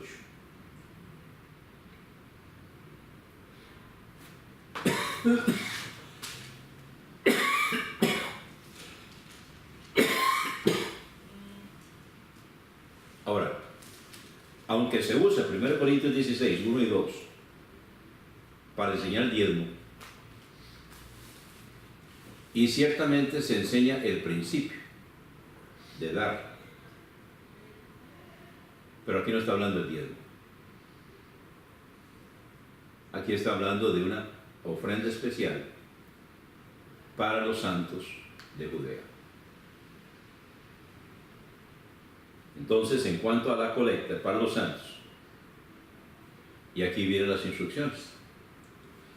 Haced vosotros también de la manera que ordené en las iglesias de Galacia. Ahora, cuando dice ordené, no significa que dio la orden. Lo que significa es que estableció las reglas del juego para que los pudieran hacer y que todas las iglesias estuvieran dando en forma igual. Ordené en sentido no de dar la orden, sino en el sentido de poner en orden, ¿verdad? Ordené en las iglesias de Galacia, o sea, les instruí de cómo hacerlo. No es que les di la orden de que tienen que hacerlo.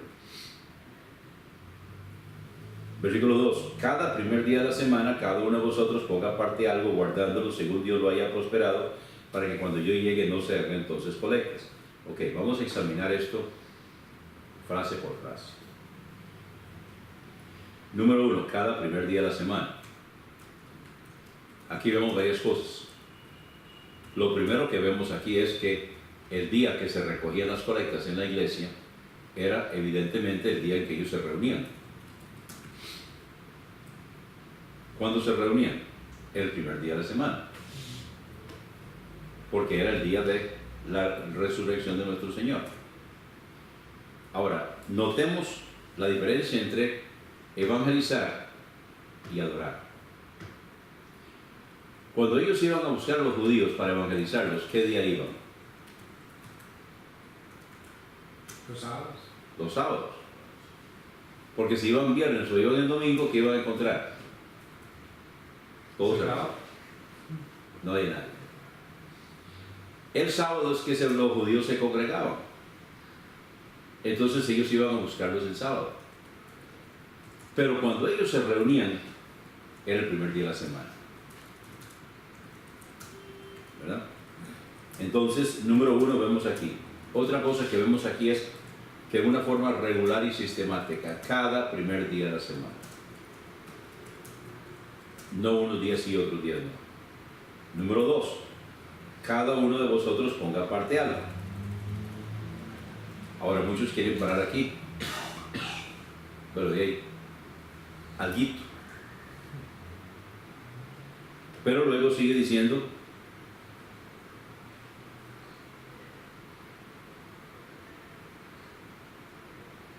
según Dios lo haya prosperado.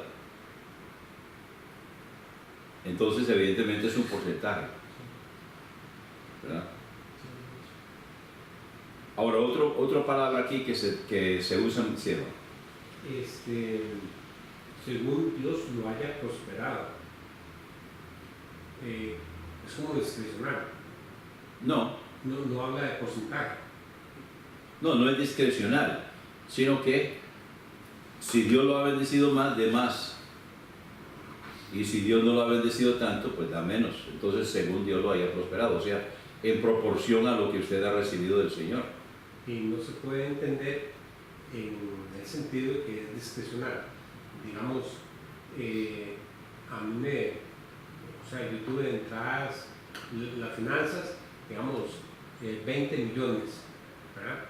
Entonces yo discrecionalmente separo una parte, lo que en mi corazón esté ahí, y pueden ser 1,000 colones. Lo hago de corazón. Pues eso no es lo que significa. Al decir, según Dios lo haya prosperado, entonces es en relación con lo que ha recibido. Ajá. Entonces, si usted ha recibido 20 millones y da 1,000 colones, eso no es según Dios lo haya prosperado. El otro es, no me prosperó. Entonces no es de nada. Y doy 1,000 colones. Sí, por eso, según Dios lo haya prosperado. Sí. Entonces, no puedo. Ok. Ahora, eso se toma en 2 de Corintios, capítulo 8, en una forma muy profunda, donde inclusive se da el caso de una persona que quiere dar pero no puede. Entonces Pablo lo menciona ahí. Si usted realmente en su corazón quiere dar pero no tiene, no puede, Dios lo toma como que lo dio. Ahora hay que ser sincero, ¿verdad? Porque el corazón es engañoso. Pero si realmente yo quiero dar, pero no tengo. Entonces Pablo dice en 2 Corintios, ya lo dio. Como Abraham. Ya lo dio. En su corazón ya usted lo dio. No, porque Abraham sí tenía y lo dio. Pero aquí está hablando de que lo propuso en su corazón, pero no lo tenía. No, con el hijo. Ah, con el hijo. No, pero él dio a su hijo. Sí, lo dio en su corazón. Él dio a su hijo. Entonces, sí, exactamente. ¿Verdad? Bien. Así que es en proporción, según Dios lo haya prosperado. Ahora, cuando dice guardándolo, entonces se ha interpretado, bueno, cada uno, yo lo guardo en mi casa. Guardado, aquí dice guardándolo. Sí, pero sigue leyendo. Para que cuando yo llegue no se hagan entonces colectas. O sea, cuando Pablo llega con sus comitivas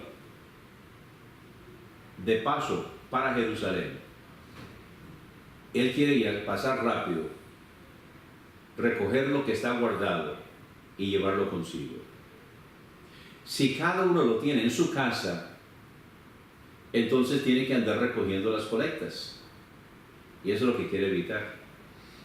Así que cuando él dice guardándolo, para que cuando yo llegue no se hagan entonces colectas, evidentemente lo que está hablando es que el tesorero de la iglesia lo va a guardar, no cada uno en su casa.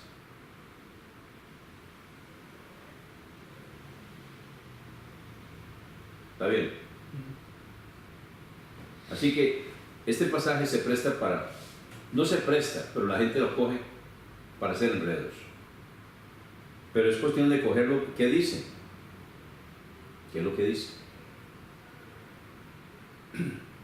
Lo que dice es cada primer día de la semana, cada uno de vosotros ponga aparte algo, guardándolo según Dios lo haya prosperado, para que cuando yo llegue no se haga entonces colectas.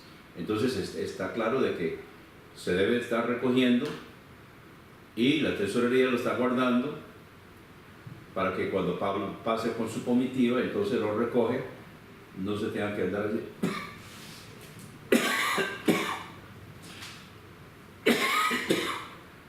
haciendo colectas, sino que pasa y lo recoge y va de camino.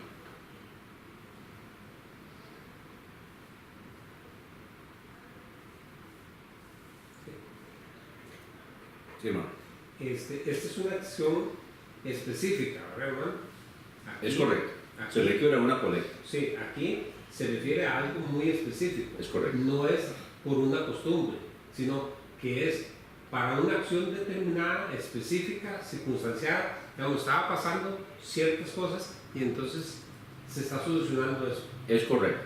Al mismo tiempo, sí se puede tomar como ejemplo de cómo se debe proceder en casos similares. Entonces, si vamos a recoger una ofrenda, una colecta, para una cosa específica, a esto nosotros llamamos ofrendas designadas. Una ofrenda designada es que se está recogiendo con un propósito específico. O sea, según nosotros lo interpretamos, esto es dinero que no debe ser usado para otra cosa, sino que las personas lo están dando para los santos en Jerusalén, para los santos en Judea. No se debe coger entonces para ministerios, no se debe coger entonces para los gastos de la iglesia, ¿verdad? Sino que son ofrendas designadas y se debe respetar. La regla en cuanto a las ofrendas designadas es: o se usa la ofrenda para lo que fue designada, y si no se puede, hay casos que no se puede, tal vez el receptor no está disponible, o tal vez están dándolo a una causa con la que nosotros no estamos de acuerdo, entonces se devuelve, pero no se toma para otra cosa. Si yo pongo en la ofrenda para Michael, para mi hermano Michael, entréguesele estos 1,000 colones. Ajá. Eso es para el hermano Michael y se deben entregar los 1,000 colones intactos. No se sacan gastos de representación ni gastos de administración, nada. Así es como se trabaja con las ofrendas designadas.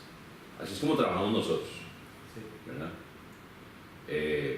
Lamentablemente estamos demasiado acostumbrados a trabajar como trabaja el gobierno de Costa Rica. Yo no sé otros gobiernos, pero el gobierno de Costa Rica, que hacen un presupuesto y piden impuestos para tal cosa, y se usan los impuestos de acuerdo con lo que los diputados dispongan, no de acuerdo con lo que fue designado, ¿verdad? Se designa un impuesto para tal cosa. Por ejemplo, un impuesto al ruedo. El impuesto al ruedo es para uso de carreteras, para el mejoramiento de las vías, pero no se usa para eso, sino que los diputados, como es caja, no recuerdo cómo es que le llaman, caja única, entonces los diputados son los que disponen cómo se gasta eso. Y mucha gente quiere hacer eso en las iglesias, ¿verdad? Entonces no, la ofrenda que fue designada, fue designada. Ahora, los diezmos no se pueden designar. Los diezmos la iglesia dispone cómo se van a invertir. Igual que las ofrendas que no son designadas. Entonces los diezmos y las ofrendas no designadas, entonces eso es el presupuesto de la iglesia. Y la iglesia dispone cómo se van a gastar eso. Pero lo que son ofrendas designadas, entonces eso es sagrado, hay que respetarlo. O se le entrega a la persona o a la institución o al ministerio para el que fue designado, o se devuelve. ¿Está claro? Pero esto sí sirve entonces de principio. Sí sirve de principio. ¿En qué sentido? Bueno, por ejemplo, en cuanto a los diezmos, de que si esto es según haya prosperado, evidentemente está hablando de una proporción, ¿verdad? Entonces, en ese sentido está hablando del principio de dar según haya prosperado. El otro principio que aprovechamos esta enseñanza para ver también es cada primer día de la semana. Entonces se usa en el sentido de que es el primer día de la semana que nos congregamos y que debemos hacerlo de una forma regular y sistemática. Otro principio que cogemos también en base a este versículo es de que la tesorería de la iglesia entonces administra los bienes de acuerdo con lo que fue especificado. Así que son principios que tomamos en base a este versículo y que los aplicamos hoy para también otras cosas. ¿Está bien? Bien. Seguimos. Y cuando llegue, los que hayáis aprobado por cartas, o sea, está hablando tal vez de los hermanos de la iglesia de Corinto, de que la iglesia puede también enviar mensajeros que vayan en la comitiva, los que están llevando la comitiva. Los que hayáis aprobado por cartas, o sea, que vayan con sus credenciales, a estos enviaré para que lleven vuestra dádiva a Jerusalén. Y si fuera apropiado que yo también vaya, irían conmigo. Y si no, otra cosa que vemos aquí entonces es, versículo 3, el nombramiento de mensajeros por cartas. Ahora, este principio nosotros lo usamos en nuestra obra asociacional. La obra asociacional se reúne con mensajeros de las iglesias, no son delegados, son nombrados por carta, para que se reúnan y se tome entonces consejo. Los acuerdos que se toman en esa reunión no son obligatorios a las iglesias, sino que cada iglesia considera si lo acepta o no lo acepta. Entonces tomamos en base también a este versículo 3 para hacer eso. Versículo 5. Iré a vosotros cuando haya pasado por Macedonia, porque por Macedonia he de pasar. Y puede ser que me quede con vosotros o aún pase el invierno, para que vosotros me encaminéis a donde haya de ir. ¿A qué se refiere encaminéis? Acompañarlo. No. Que lo envíe. ¿Ah? Que lo envíe. Me encaminéis Ajá. a donde haya. Está hablando de gastos de viaje, viáticos. Esto lo vemos en Hechos 13. donde Pablo y Bernabé fueron enviados por la iglesia de Antioquía y los encaminaron. La expresión tiene que ver con darles para los viáticos. O sea, Pablo está pidiendo que le den una ofrenda para gastos.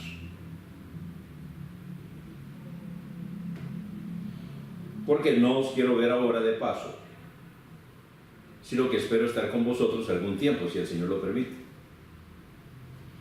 Y entonces sigue hablando de sus planes de viaje. Pero estaré en Éfeso hasta Pentecostés, porque se me ha abierto una puerta grande y eficaz, y muchos son los adversarios. Ahora es interesante este versículo 9. Cuando el Señor nos abre puertas, va a haber adversarios.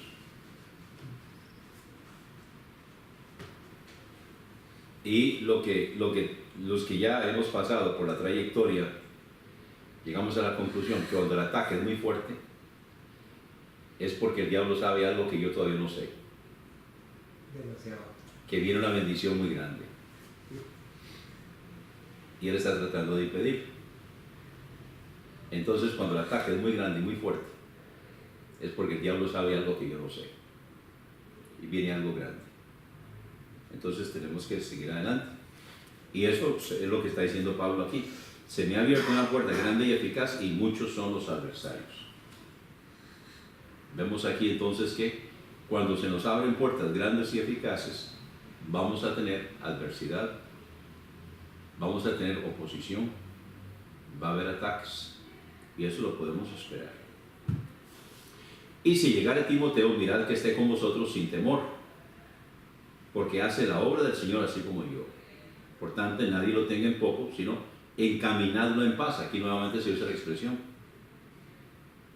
O sea, debe para los viáticos. Encaminadlo en paz para que venga a mí, porque lo espero con los hermanos.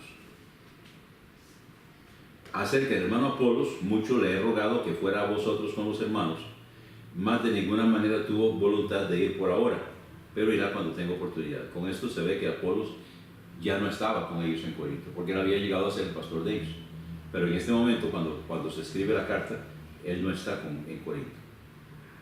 Velad, estad firmes en la fe, portaos varonilmente y esforzaos. Todas vuestras cosas sean hechas con amor. Esa es la clave. Os ruego pues, hermanos, ya conocéis a los de la casa de Estéfanas, los cuales son las primicias de Acaya, o sea, los primeros convertidos en la provincia, y que se han dedicado al servicio de los santos, que vosotros os sujetéis a los tales, y a todo el que ayuda y trabaja. Me regocijo con la venida de Estéfanas y de Fortunato y de Acaico, porque estos suplieron lo que faltaba de vuestra parte, porque dieron reposo a mi espíritu y al vuestro. Reconoced pues a los tales. Las iglesias de Asia os saludan. Aquí podemos ver la pluralidad. Siempre y cuando se habla de una pluralidad de iglesias, se usa el plural. Entonces aquí está viendo que no hay iglesia universal, sino que son iglesias locales. Las iglesias de Asia os saludan. Os saludan mucho en el Señor Aquila y Priscila, con la iglesia que está en su casa. Evidentemente, en la casa de Aquila y Priscila se había levantado una iglesia. Os saludan todos los hermanos. Saludaos los unos a los otros con beso santo. La salutación es de mi propia mano de Pablo. Ok, Pablo dictaba sus cartas, ¿verdad? Entonces, en 1 Corintios capítulo 1, él menciona que es con Sóstenes. Entonces él estaba dictando la carta a Sóstenes. Pero aquí al final de la carta, entonces él escribe, la salutación es de mi propia mano, de Pablo. O sea, él cogió la pluma de mano de Estefano, de Sóstenes, y escribe entonces, la salutación es de mi propia mano, de Pablo, de su puño y letra. Si alguno no ama al Señor Jesucristo, sea anatema. Maranata. La gracia del Señor Jesucristo sea con vosotros, mi amor sea con todos vosotros en Cristo Jesús. Amén. Logramos terminar 1 Corintios. Vamos para 2 Corintios, que nos quedan apenas pocas semanas. ¿Lo lograremos? Dios quiere. Dios mediante que sí. Muy bien, vamos a terminar la clase aquí.